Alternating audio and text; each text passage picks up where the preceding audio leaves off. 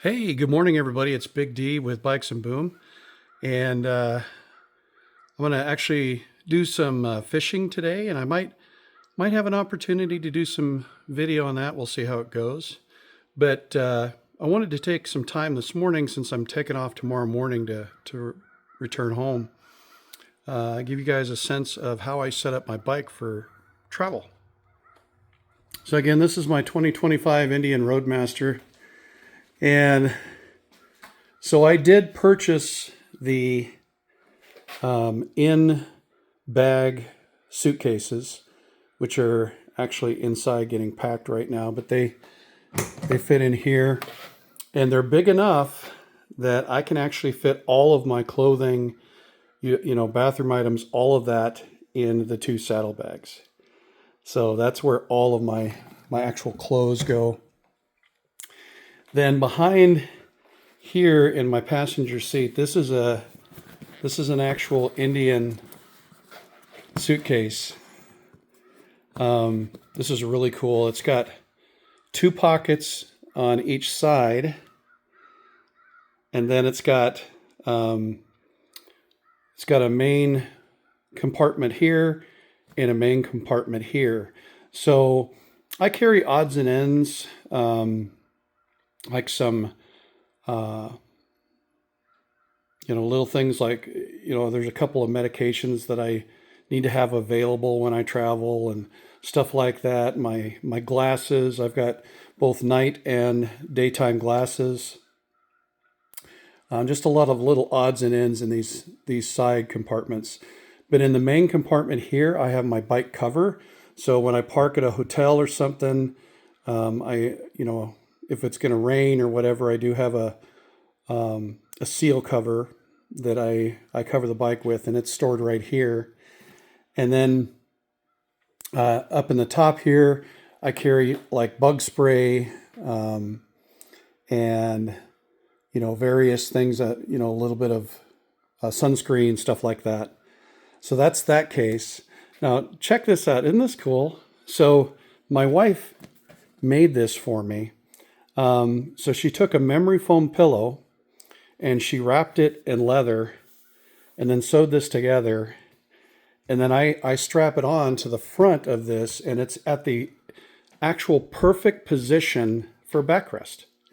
So, when I'm riding around town and stuff at home, I don't really need a backrest, but when I travel, I've had a backrest on all of my bikes going back decades. And, I was kind of contemplating buying an aftermarket backrest from a bike, and then my wife came up with this idea. She sewed this up for me. This is now the third trip that I've used it on. It's waterproof. It's all sealed, and man, it's like I'm sitting in a lazy boy chair when I'm on. It's really good.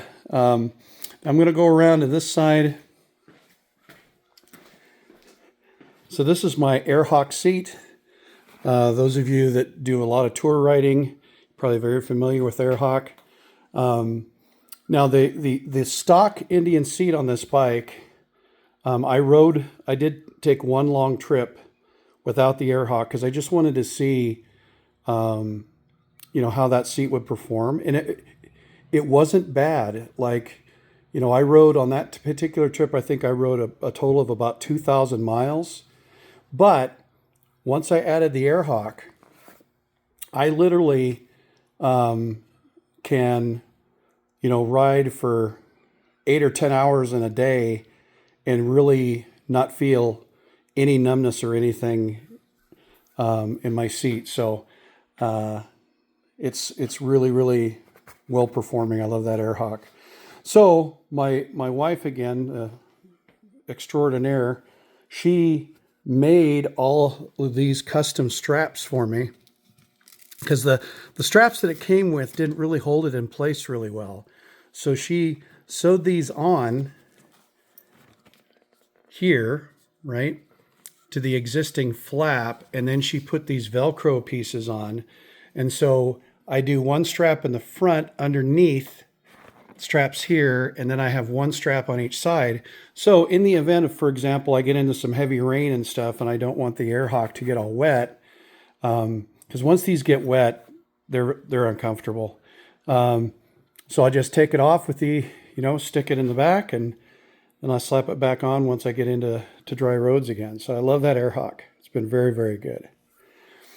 So then I got the trunk, of course.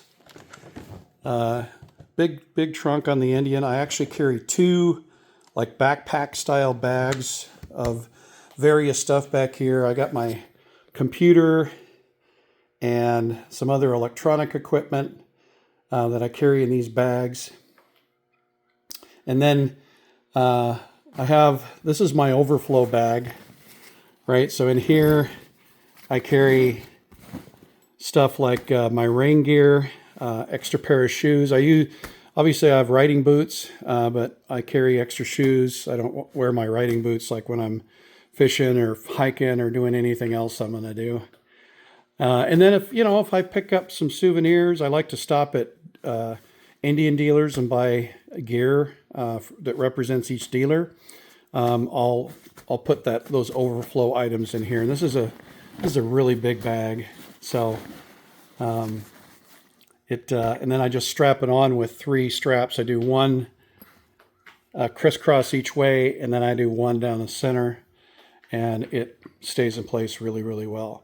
One thing I did do, though, is I took electrical tape and I wrapped all of the ends of these that are going to contact my actual rack, because I noticed right after my first trip, right, that they would rub on here and scratch the heck out of it, right?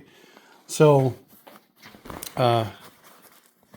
my nephew actually says, "Hey, I think you could put duct tape on those, and then it won't matter if they rub on anything." I'm like, "Yeah," or not duct tape, electrical tape.